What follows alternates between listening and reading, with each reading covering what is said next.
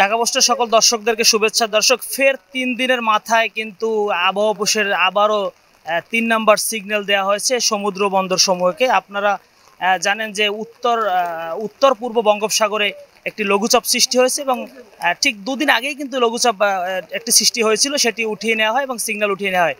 এবং ঠিক দুদিনের মাথায় আজকে ৩ দিনের কিন্তু গত রাত থেকে আমরা জানি আবার ফের বঙ্গোপসাগরে একটি লঘুচাপ সৃষ্টি হয়েছে এবং সমুদ্র বন্দর সমূহকে কিন্তু ৩ নাম্বার সংকেত দেখিয়ে যেতে বলা হয়েছে এবং উপকূল বাংলাদেশের যে উপকূলীয় এলাকাগুলো সেই উপকূল এলাকার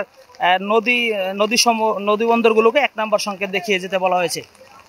এবং কালকে রাত থেকেই কিন্তু উপকূলীয় এলাকাগুলোতে পটুয়াখালীর যে উপকূলীয় অঞ্চল কলাপাড়া সহ বিভিন্ন আশপাশের জায়গাগুলোতে কিন্তু ভারী বর্ষণের পাশাপাশি মাঝারি বৃষ্টিপাত ধারাবাহিকভাবে চলছে। এবং এই মুহূর্তে কিন্তু আমি রয়েছি কুয়াকাটা সৈকতের পারে, একদম কুয়াকাটা সমুদ্র সৈকতের পারে, এবং সেই সৈকতের পারে আপনাদেরকে যেরকম দেখানোর চেষ্টা করি।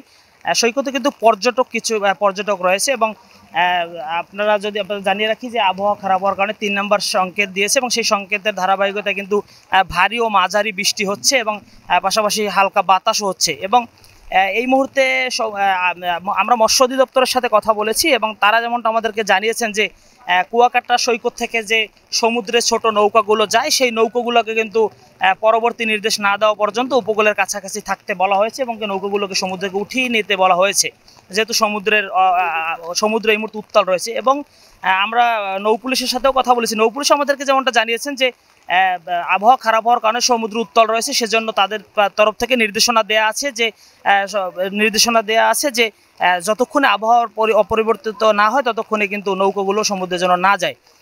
আপনারা আরও একটি বিষয় অবগত করে রাখি যে আমাদের দক্ষিণ অঞ্চলের সবচেয়ে বড় মৎস্য বন্দর কিন্তু আলিপুর এবং মহিপুর। সেই আলিপুর ও মহিপুর বন্দরে কিন্তু ইতিমধ্যে কয়েক হাজার মাছ ধরার ট্রলার আশ্রয় নিয়েছে। এটি যে শুধু এই উপকূলের ট্রলারগুলো সেগুলো নয়, সারা বাংলাদেশের কক্সবাজার, চট্টগ্রাম, ভোলা থেকে শুরু করে খুলনা অঞ্চলে এই সব জায়গারই কিন্তু যে মাছের ট্রলারগুলো রয়েছে, বিশেষ করে ট্রলিং ট্রলারগুলো, এগুলো কিন্তু আলিপুর এবং মহিপুরের সবচেয়ে বড় ঘাট, এই ঘাটে আশ্রয় নিয়েছে। এটি এখানকার সবচেয়ে কাছাকাছি নিরাপদ আশ্রয় এবং পরবর্তী নির্দেশ না দেওয়া পর্যন্ত তারা কিন্তু ঘাটেই অবস্থান করতে বলা হয়েছে।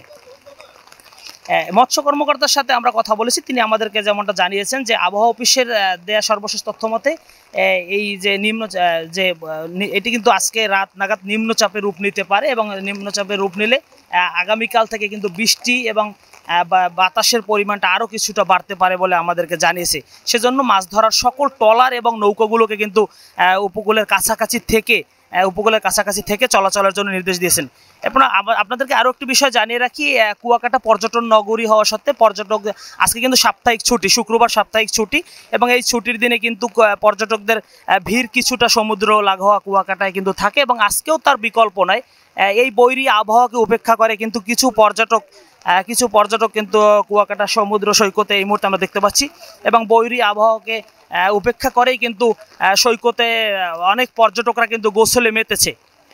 যদিও ট্যুরিস্ট পুলিশের পক্ষ থেকে কিন্তু মাইকিং করা হয়েছে এবং তাদেরকে সতর্কতা অবলম্বন করতে বলা হয়েছে যে গোসলের ক্ষেত্রে অথবা সমুদ্র নামার ক্ষেত্রে সবাই যেন সতর্কতা অবলম্বন করে। এবং আমরা দেখেছি কুয়াকাটার এখানকার যারা স্পিড বোট ব্যবসায়ী রয়েছেন এবং ওয়াটার বাইক ব্যবসায়ী, তারা কিন্তু সবসময় উদ্ধার কার্যক্রম, মানে তাদের এই ব্যবসার পাশাপাশি তাদের আরও একটি স্বেচ্ছাসেবী দায়িত্ব তারা পালন করেন যে কোনো পর্যটক যদি বিপদগ্রস্ত হয়, সমুদ্রের ঢেউয়ের সাথে নেমে যায়, তাদেরকে কিন্তু উদ্ধার করা হয়। সেরকম টিমও কিন্তু প্রস্তুত রয়েছে।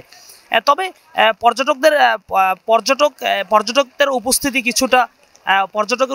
কিছুটা কিন্তু আজকে সাপ্তাহিক ছুটির দিন উপলক্ষে স্বাভাবিকের থেকে অনেক বেশি রয়েছে। যদিও বৈরী আবহাওয়া এবং টানা বর্ষণ, গতকালকে রাত থেকেই ভারী বর্ষণ চলছে এবং নিম্ন অঞ্চলগুলো ছোট ছোট নিম্ন অঞ্চলগুলো কিন্তু কিছুটা জায়গায় প্লাবিত রয়েছে। তবে এই আজকে রাত নাগাদ আবহাওয়া অফিসের সর্বশেষ তথ্য মতে আজকে রাত নাগাদ কিন্তু এটি নিম্নচাপে পরিণত হতে পারে। যদি নিম্নচাপে পরিণত হয় তাহলে আগামীকালও কিন্তু দেশের বিভিন্ন জায়গায় সহ পটুয়াখালীর কুয়ালাপাড়া উপজেলা বা উপকূলবর্তী এলাকাগুলোতে কিন্তু ভারী বর্ষণ এবং বৃষ্টিপাতের সম্ভাবনা রয়েছে। তো এই হচ্ছে কুয়াকাটা এবং উপকূলের সার্বিক পরিস্থিতি। এরপর যদি আবহাওয়ার কোনো আপডেট থাকে আমরা ঢাকা পোস্টের মাধ্যমে আপনাদেরকে জানানোর চেষ্টা করব। তো এই ছিল আমার কাছে পটুয়াখালীর কলাপাড়া উপজেলা থেকে সর্বশেষ। ধন্যবাদ সবাইকে। S M Almas, Dhaka Post, Kuakata.